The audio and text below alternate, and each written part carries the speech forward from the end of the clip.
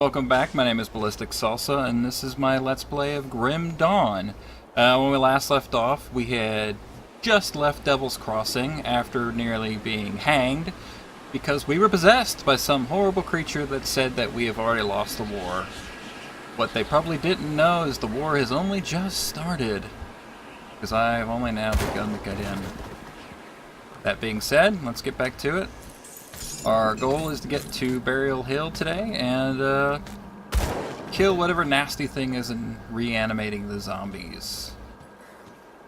Lots of crap everywhere, naturally. Naturally, being a dark fantasy, there's always corpses and crap everywhere, and everybody is miserable. I'm just gonna kill these zombies Daryl style.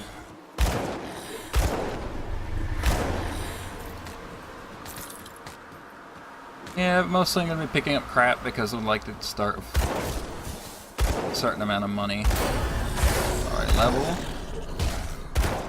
So we'll get our second class at level 10, and I'll be going Nightblade because I have a specific build in mind, which I'll be discussing. It's not a build I've discovered myself.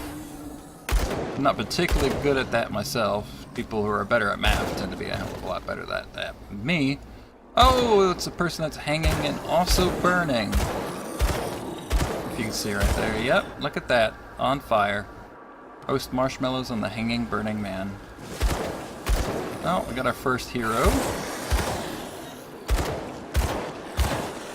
I know I'm driving people crazy but not leveling immediately, but, you know, it's not a big deal necessarily right now.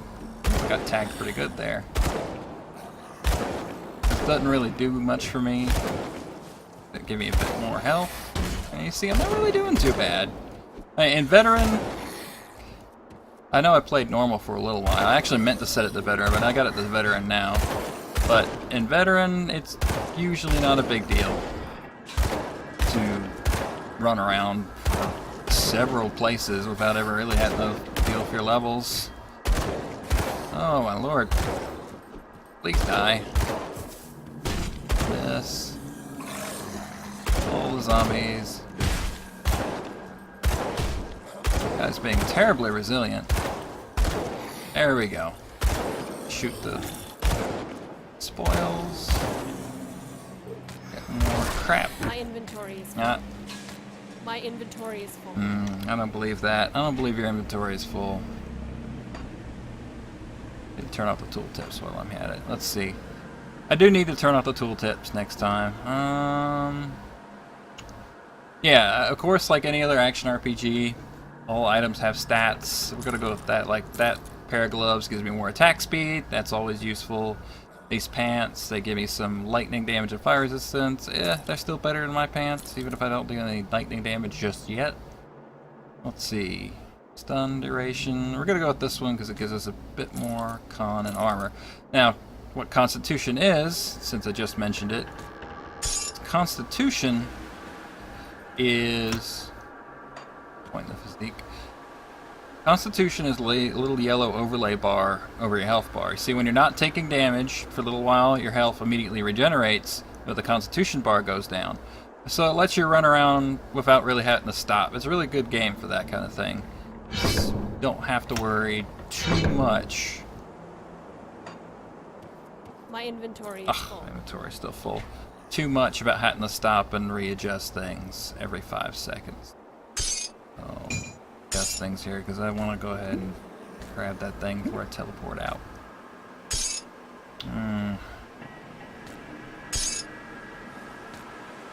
There we go. This should be enough room. My inventory Nope. Alright, so it's bigger than what space I got. So right here, we're going to press a little teleport. And that's a town portal. In this game, your character is actually tied to the portals because of his her previous condition of being possessed. And this takes you to the overview map. Lots of area to cover. The map is kind of deceptive. The area is, although the game doesn't seem really that huge compared to the map. But now let's head back to Devil's Crossing. So we're not going to talk to Captain John Bourbon. Like, oop, didn't mean to talk to you. And just sell off all the crap. Helmets, that nature. Alright, there's also these things called components. Components are kind of like gems, except you can add one to every weapon. If you're familiar with like what gems act like in Diablo, or like Torchlight especially, if you have slots, you can apply them to that item. Currently, but you have to treat it like every piece of armor and weapons and all that has like one slot, and that's what those components for. And components are great. I'd say they're better than gems in the sense they usually add a lot more stats, and sometimes they add extra abilities, like extra skills that your character would use outside of his classes, which is outside of her classes, which is really useful. And I don't see any point in going to the vendor, except emptying out my crap, and I'll go back. So pretty straightforward stuff overall. As for stuff that I've played before, I've played a lot of Diablo 2, including a certain rather popular mod that got a little bit more popular when Diablo 3 came out, when a lot of people were disappointed at Diablo 3. I can't even remember the name of the mod, but it actually made the game significantly harder. And on top of that, it, oh, let's go grab those. On top of that, it expanded and changed the classes a great deal. It was a lot of fun. I'll have to remember the name of that. Link that for those interested in trying it. Food. Yeah, the other thing about the Constitution bar is it can be refilled. Sometimes enemies will drop something called a food ration, which you can eat and that'll restore it, or vital essence, or sometimes you come across these things called untouched meals, which inevitably are surrounded by blood and craps, and let's eat them and restore our Constitution bar. Shoot him in the head, because it's a funny thing to do. Yeah, see? Food ration. The tonics of mending are potions, which I have bound to 9 down here. Let's see, anything else in here? No. I think I got those books. Can't remember, I think I did. Yeah, I did. Oh, but I didn't open this chest, which was... That's weird. You see that chest is phased into the other decorative chest. Let's check the map real quick. I'd like to get to Burial Hill today if I can. I'm pretty sure it's this way. And deal with the things therein. So, you know, Lower Crossing, the village of Burwich, is a wonderful place surrounded by swamps. Its major feature is the prison, which all the survivors of this parent catastrophe have gone. So, you know, if you're into that sort of thing, that desperate situation. It's a good thing that this single-shot pistol doesn't have any actual ammunition, or I might be screwed. I'm going to be looking to get a more powerful weapon soon. This isn't doing it for me. Nope. All it provides is safety, and I don't care about being safe. I care about doing murder. Okay, scrap.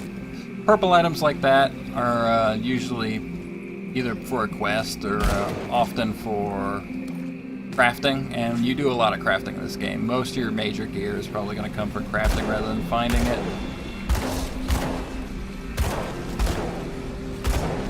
Also from faction rewards, but we'll get into that later.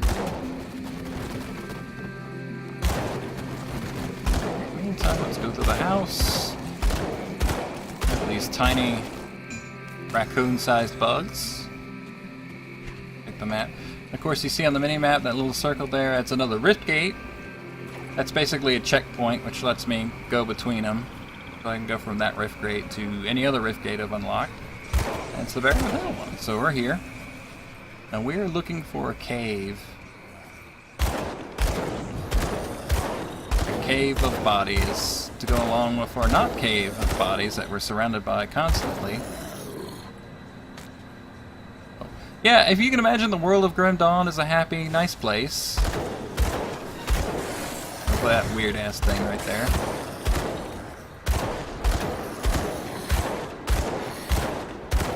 Bang, bang. Yeah, we're gonna get a more powerful weapon, because I'm not liking how some of these things are starting to take 2 or 3 shots to kill. And in case you're wondering, I'm probably going to be skipping certain parts, mainly because... Oh, leveled again. Mainly because I don't want to force you to sit through all the boring parts, and also because I probably don't want to talk, like, literally the entire time that I'm shooting zombies. Let's see. Alright, there's what I'm looking for. So we're going to find this cave, and we're going to enter the cave, murder the thing inside, get inside the misery prison, and talk to all the miserable people, because hooray. Let's see. Around here. Zoom out a little bit. Don't leave those things alone. Shoot the beholder looking things. Definitely need a better weapon. This is ridiculous. Stop shooting me. Oh crap. Upset the entire area by shooting one of their guys. Just have to kill them all. There we go. Nice level real quick before we enter this place. A couple points in here. Max that out as much as I can. So every point we put into an ability makes it stronger. Alright, immediately getting shot as I enter. I think that's a sign we're in the right area. Including that weird green shit. The source of the dead is near. Yeah, I think that might be true. God damn. Stop! Stop shooting at me. There, killed that thing.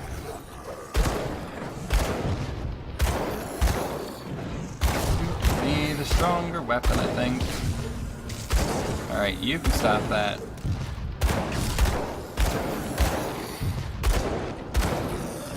You can stop that too. Alright, pick up my padded breeches.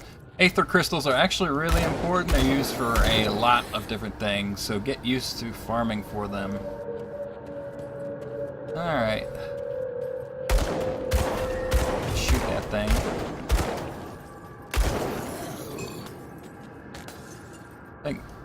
Do I have a better weapon just on me? Oh, not really. Well, I can switch to a two-handed weapon, and I might go ahead and do that, to be honest. Yeah, we'll go ahead and switch to this gun, because Francis, your gun is not doing it for me. Also, I still need a level at that point in physique. I'm probably going to start putting a couple in spirit soon. Oh, there's the Reanimator. Oh, throwing crap at me. Damage is a lot better, though. One-shotting people rather than 4 or 5-shotting people. Nope. I refuse. That'd take a minute. Oh, so long. So much time. Yeah, Kaizog is your standard first boss kind of thing. He just sort of mostly sits there and lets you shoot at him. Occasionally he annoys you with zombies and these grenades. See that? Pretty much fall asleep and fight him. Shoot his thingy. A lot of heroes drop that clear crystal ball thingy that you shoot. And that's mostly... I think it's a good design decision, because sometimes you'll fight a boss surrounded by mobs and suddenly your whole screen fills up with all the shit he just dropped. Yeah, that's not fun. So, alright, I need to make a little bit of room here. Go back to Devil's Crossing. We won't turn in the quest just yet, because I want to empty everything out real quick, make sure I got everything I got out of there, and then we'll go into Devil's Crossing proper. See anything you like? I see, like, money that you have. Is that better than mine? Extra health? Yeah, we'll take extra health.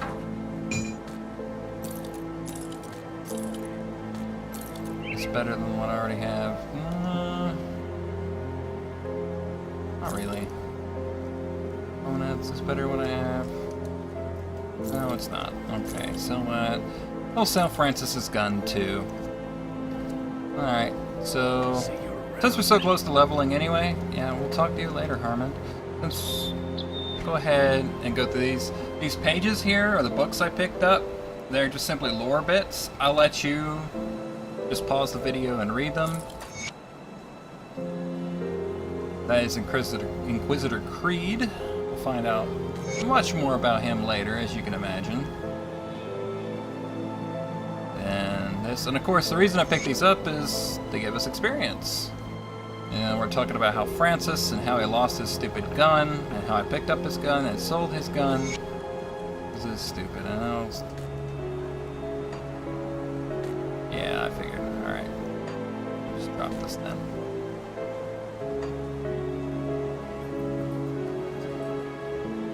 Yeah, interesting lore bits. The world of Grimdawn is rather interesting.